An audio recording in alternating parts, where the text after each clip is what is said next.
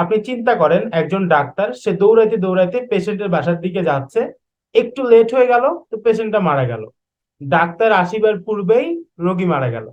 তো এই এক্সাম্পলটা সেই ছোটবেলা থেকে শুনতেছি আমরা, জীবনে কখনো কোনোদিন কোনো জায়গায় ব্যবহার করা লাগবে না, বাট স্টিল আমাদের টিচাররা আমাদেরকে এই একটা এক্সাম্পল দিয়েই শেখাবেন সব সময়। তো আমাদের এক্স্যাক্টলি পাস্ট পারফেক্ট টেন্সে ব্যবহারটা কোথায়, এটাই আমরা জানি না। এটা শিখে তাহলে কি করবেন? তো আজকের ভিডিওতে আমরা পাস্ট পারফেক্টের একদম A to Z বুঝবো, এবং কোথায় কিভাবে ব্যবহার করতে হয় এটাও দেখবো। ঠিক আছে, তো চলুন শুরু করা যায়। Well, past perfect tense. Past perfect টেন্সের প্রথমে যে জিনিসটা মনে রাখতে হবে সেটা হচ্ছে এটার গঠন। গঠন আমরা অনেকেই জানি। গঠনটা হচ্ছে এই প্রথমে সবুজ অংশ যতটুকু করে এতটুকু, যে সাবজেক্ট, হ্যাড, ভার্বের থার্ড ফর্ম প্লাস অবজেক্ট। কিন্তু এখানে সবসময় এর সাথে একটা পাস্ট সিম্পল টেন্সও থাকে। কেন থাকে আমি বুঝাচ্ছি, বাংলাটুকু পড়লে আমরা বুঝতে পারবো। প্রথম অংশটুকু আমরা বুঝতে পারলাম যে আমার একটা সাবজেক্ট থাকবে, একটা হ্যাড থাকবে, ভার্বের থার্ড ফর্ম প্লাস এক্সটেনশন বা অবজেক্ট, বাদ বাকি যা কিছু আছে। তো অতীতের দুইটা কাজের ভিতরে কোন কাজটি আগে হয়েছে এটি বোঝাতে ব্যবহার করা হয়। আপনি যখন একসাথে অতীতের দুইটা কাজ নিয়ে কথা বলছেন, তার ভিতরে একটা আগে হয়েছে এবং একটা পরে হয়েছে, তখন আপনাকে এই পাস্ট পারফেক্ট টেন্সটা ব্যবহার করতে হবে। সাধারণত দুইটা কাজের যে কাজটি আগে হয়েছে সেটা পাস্ট পারফেক্ট, আর অন্যটা যেটা পরে হয়েছে পাস্ট সিম্পলে ব্যবহার করতে হবে। অর্থাৎ যেই দুইটা কাজ হয়েছে আমাদের, আমি একটু আপনাদেরকে আর্ট করে দেখাই, সবচেয়ে বেস্ট হবে তাহলে। দেখেন, এই হচ্ছে আমার টাইম ফ্রেম। এই টাইম ফ্রেমে আমি ধরে নিচ্ছি আমার সামনের দিকে যা কিছু আছে সব ফিউচার। এটা হচ্ছে বর্তমানে, আমি আপনি যেখানে বসে আছি এখন ভিডিওটা দেখছি, এটা হচ্ছে বর্তমান। এই অতীতে দুইটা কাজ হয়েছে। একটা হচ্ছে আপনি অফিসে পৌঁছাইছেন 8টা 5-এ, 8টা 10-এ বৃষ্টি শুরু হয়েছে, গতকালকের ঘটনা। গতকাল 8টা 5-এর সময় আপনি অফিসে পৌঁছাইলেন, 8টা 10-এ বৃষ্টি শুরু হইলো। তো এখানে আগে হয়েছে কোন কাজটা? অফিসে পৌঁছানো। বৃষ্টি হয়েছে পরে। দেখেন, I had reach the office when the rain started. দুইটা কাজ হয়েছে, একটা আগে একটা পরে। যখন এই ঘটনাটা আপনি একবারে বর্ণনা করছেন তখন এই টেন্সটা আপনার ব্যবহার করা লাগছে। I had reach the office যেহেতু আগের ঘটনার, এটা হচ্ছে পাস্ট পারফেক্ট স্ট্রাকচার আমরা এখানে দেখেছি। দুইটা কাজ থেকে যে কাজটা আগে হয়েছে সেটা পাস্ট পারফেক্ট। এই যে পাস্ট পারফেক্ট, কোন কাজটা আগে হয়েছে? অফিসে পৌঁছানো। I had reach the office, I had reach the office when, যখন দ্য রেন স্টার্টেড, বৃষ্টি শুরু হয়েছিল। আপনি ঢুকে পড়েছেন, বৃষ্টি শুরু হয়ে গেছিল। আপনার মা, আপনার ওয়াইফ বা আপনার হাজবেন্ড খুব টেনশন করতেছে, বৃষ্টি শুরু হয়ে গেল, কি পৌঁছাইলো কি পৌঁছাইলো না। তো আপনাকে ফোন দিয়েছে, আপনি কি বললেন? Well, no tension, I had reach the office when the rain started. Tension করো না, আমি অফিসে পৌঁছে গিয়েছিলাম যখন বৃষ্টি শুরু হয়েছিল। তো এরকম করে যখনই যে কোনো কিছু ঘটছে, দুইটা কাজ অতীতের, যেটা আগে হয়েছে সেটা এই যে হ্যাড এর স্ট্রাকচার নিয়ে বসবে, যেটা পরে হয়েছে সেটা পাস্ট সিম্পল এর স্ট্রাকচার নিয়ে বসবে। আমরা অলরেডি পাস্ট সিম্পল আগে শিখে ফেলেছি, তো আই গেস এটা বুঝতে আপনাদের আর প্রবলেম হবে না। আমরা যাওয়ার আগেই খেলা শুরু হয়ে গিয়েছিল। কি হয়েছিল আগে?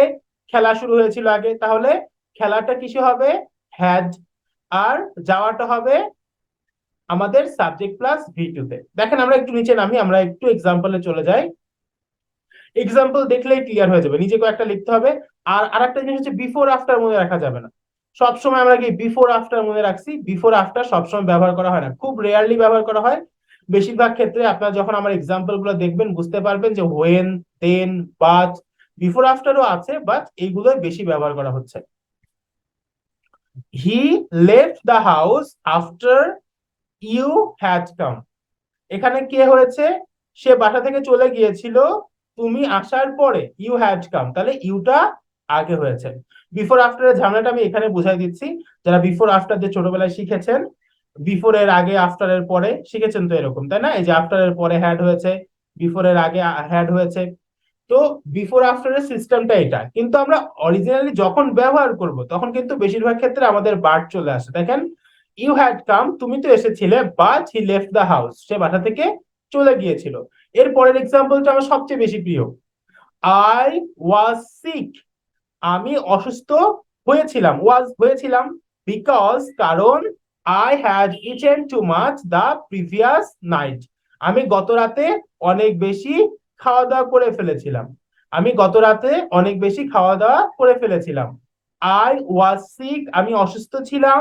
বিকজ কারণ I had eaten too much the previous night, গত রাতে আমি অনেক বেশি খাওয়া দাওয়া করে ফেলেছিলাম।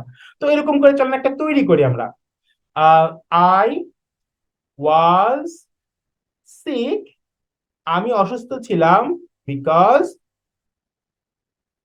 বিকজ অথবা অ্যাজ এ রেজাল্ট দিতে পারেন, না অ্যাজ এ রেজাল্ট না, because I had played played a I had played too much, আমি খুব বেশি খেলেছিলাম। ইজি দিই যাতে আপনাদের সুবিধা হয়। I had played too much, আমি অসুস্থ হয়েছিলাম কারণ, ওয়েল চলেন আর একটা এক্সাম্পল লিখি আমরা।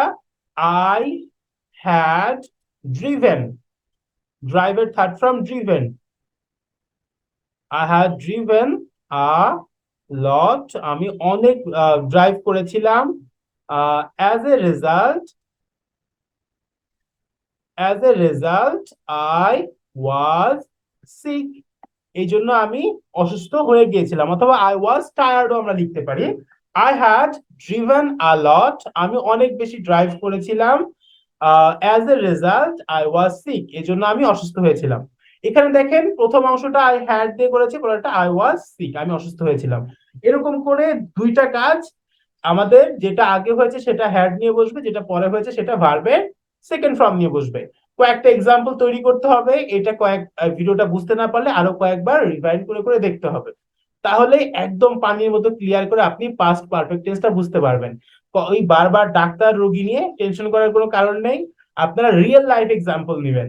যেমন আমি অনেক ভালো পড়ালেখা করেছিলাম, এজন্য জিপিএ 5 পেয়েছিলাম, অতীতের একটা ঘটনা। I had studied a lot, আমি অনেক স্টাডি করেছিলাম, so that I got GPA 5। তো এরকম করে আপনারা এক্সাম্পল তৈরি করবেন এবং প্র্যাকটিস করবেন। তো আশা করি ভিডিওটা আপনাদের উপকারে আসবে, যদি উপকারে আসে অবশ্যই শেয়ার করবেন। আপনারা কিন্তু চাইলে একটা কমেন্ট নিচে লিখে দিতে পারেন, কমেন্টে আপনারা একটা এক্সাম্পল লিখবেন, দেখবো হয়েছে কিনা। আর পরবর্তী ভিডিও দেখার আমন্ত্রণ জানিয়ে এখানে শেষ করছি। Thanks for watching, by.